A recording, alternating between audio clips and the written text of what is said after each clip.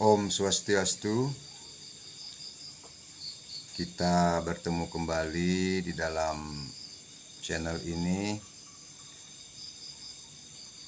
membicarakan mengenai selama ini kebanyakan manusia tidak memahami yang namanya kekuatan daripada hukum alam. Kita sibuk mempelajari keagamaan, tetapi sangat sedikit sekali kita membahas mengenai hukum alam, hukum absolut yang diciptakan Tuhan untuk mendukung kehidupan setiap manusia. Jadi hukum alam itu yang kita sebut di dalam Weda sebagai reta, ini merupakan satu kekuatan yang mendukung kehidupan manusia. Bukan hanya manusia, tapi seluruh sistematika yang ada di alam semesta ini diatur oleh satu kekuatan yang tak terlihat tetapi absolut, pasti. Itu yang disebut dengan natural law atau hukum alam atau reta. Selama kita dalam pendidikan selama ini, kita hanya melihat partisi daripada berbagai macam keilmuan.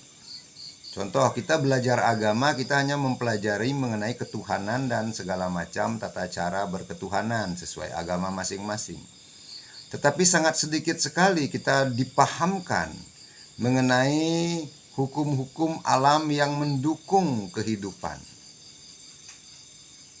Jadi mungkin sepintas kita hanya dikasih tahu bahwa yadnya itu adalah untuk Tuhan. Sejatinya yadnya adalah untuk menteraturkan keberadaan hukum alam. Karena hukum-hukum inilah yang bekerja terus-menerus tanpa henti di dalam ruang dan waktu kehidupan kita untuk mewujudkan seluruh macam kehidupan entitas yang ada di alam ini. Nah, kepada kita sebagai manusia, hukum alam memberikan dukungan satu kepada tubuh. Jadi sistematika tubuh kita ini sangat rumit sekali.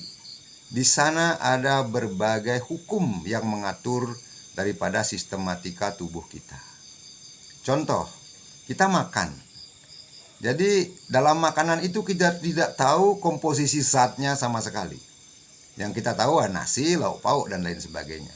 Tapi tubuh itu kemudian memberikan reaksi, yaitu mengurai semua makanan itu. Karena tubuh kita sesungguhnya membutuhkan banyak asupan, vitamin, protein, dan lain sebagainya.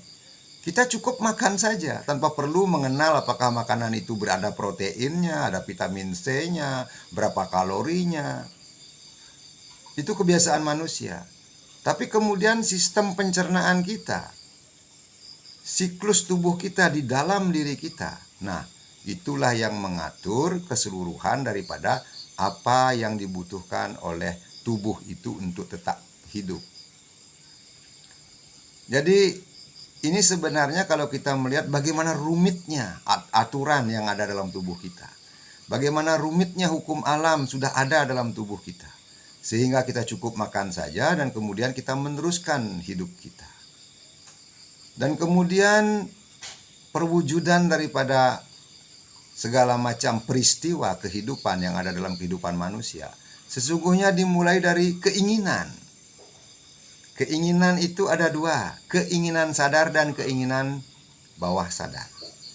Keinginan sadar kita, setiap orang pasti ingin kaya dan bahagia. Saya yakin, setiap orang pasti ingin kaya dan bahagia. Tetapi keinginan bawah sadar kita justru bekerja sebaliknya. Itu sering sekali terjadi, bagaimana keinginan bawah sadar kita kemudian muncul di pikiran sadar kita berupa keluhan. Nah, keluhan ini tidak banyak manusia yang mengetahui bahwa keluhan ini adalah doanya. Kenapa? Karena hukum alam itu tidak memilih apakah itu keluhan berguna bagi orang tersebut ataukah itu syukur. Jadi orang yang cerdas, dia akan memikirkan keinginan baik yang bersesuaian dengan dharma. Bukan mengeluhkan kehidupannya. Kenapa? Karena orang yang cerdas, dia mengetahui bahwa apapun yang muncul getaran daripada pikiran, pikirannya selalu bergetar, itu akan direspon oleh hukum alam dan akan dicarikan wujudnya. Seperti halnya kita mengeluh. Nah, hari ini kehidupan kita mungkin banyak masalah lain sebagainya. Itu diakibatkan oleh pikiran bawah sadar kita di masa lampau. Dia harus terwujud hari ini karena tugas hukum alam adalah mewujudkan daripada apa yang harus diwujudkan tanpa memilih. Hanya mungkin manusia diajar untuk kaya dan bahagia, tetapi apa yang terjadi, dia tidak mau bergerak ke arah itu, sehingga sangat sulit hukum alam memberikan dukungan agar dia hidup dalam kaya dan bahagia. Justru kebanyakan manusia mengeluhkan kehidupannya, mengeluhkan kekiniannya, sehingga apa yang terjadi, kemudian hidupnya penuh dengan masalah.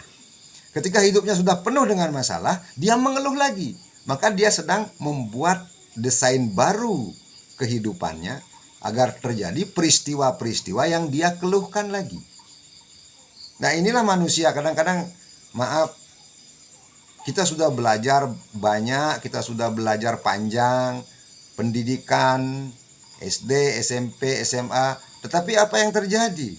Justru kehidupan itu kita tidak perlakukan dengan cerdas.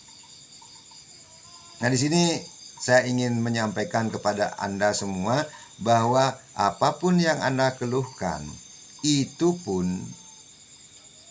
akan benar-benar terwujud di masa depan Anda. Karena itu, dalam 1095 hari ini, Ide Betaro sudah memberikan kepada Anda satu rule. Rule-nya apa? Penambahan poin. Jadi dengan penambahan poin, maka apa yang terjadi? Otomatis hidup Anda penuh dengan syukur. Jika memang Anda strike, ingin mengubah hidup Anda menjadi kaya dan bahagia. Jadi karena itu, manfaatkanlah 1095 hari yang Anda miliki ini untuk memantapkan diri Anda tanpa keluhan sama sekali. Syukuri kehidupan Anda. Anda sudah makan, syukuri. Anda sudah bisa berjalan hari ini, syukuri. Apapun, syukuri. Karena ini adalah perubahan energi yang harus Anda lakukan di tingkat bawah sadar Anda. Sehingga setelah 1095 hari, di hari yang ke-1095, Anda benar-benar telah menjadi manusia yang sesuai dengan kepribadian penambahan poin tersebut. Jadi stop keluhan. Karena keluhan pun akan terwujud. Kalau Anda ingin berhenti hidup Anda bermasalah, syukuri.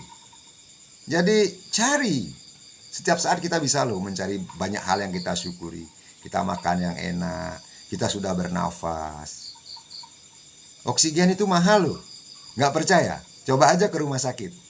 Anda akan tahu untuk bernapas beberapa jam itu berapa tabung dihabiskan. Kemudian berapa harganya. Nah ini, setiap bangun, setiap kita menarik nafas, seharusnya kita bersyukur. Kepada siapa? Kepada bos kita, Dewa Narayana, Ide Sang Yang Widiwasa, Betara Betari, Dewa Dewi yang telah memberikan kekuatan kepada kita untuk tetap bernafas. Karena itulah Mahaprabhu tidak mau membuang waktu sia-sia. Mahaprabhu selalu setelah tahu pengetahuan ini, mungkin setiap 5 menit Mahaprabhu mengucapkan Om Namo Narayanaya Swaha. Sebagai bentuk syukur bahwa beberapa menit telah diberikan kehidupan. Dan sampai hari ini ya tidak perlu menghitung menit lagi. Karena saya bicara dan lain sebagainya itu adalah merupakan refleksi daripada pengetahuan dari beliau sendiri. Jadi mari kita manfaatkan waktu kita, sadar bahwa ada satu kekuatan di luar diri kita yang bernama hukum alam yang terus-menerus bekerja untuk mewujudkan keinginan kita, baik keinginan bawah sadar maupun keinginan sadar. Ingat bahwa pikiran bawah sadar kita menentukan 88% terwujud. dan pikiran sadar kita cuma 12% terwujud, sesuai dengan riset ilmiah. Jadi manfaatkanlah hari-hari kita, setiap detik hari kita, waktu kita untuk mewujudkan keinginan untuk hidup kaya dan bahagia. Hati-hati dengan keluhan, karena Anda pasti akan menemukan apa yang Anda keluhkan itu dalam bentuk kehidupan Anda. Itu untuk saat ini. Om Shanti Shanti Shanti Om.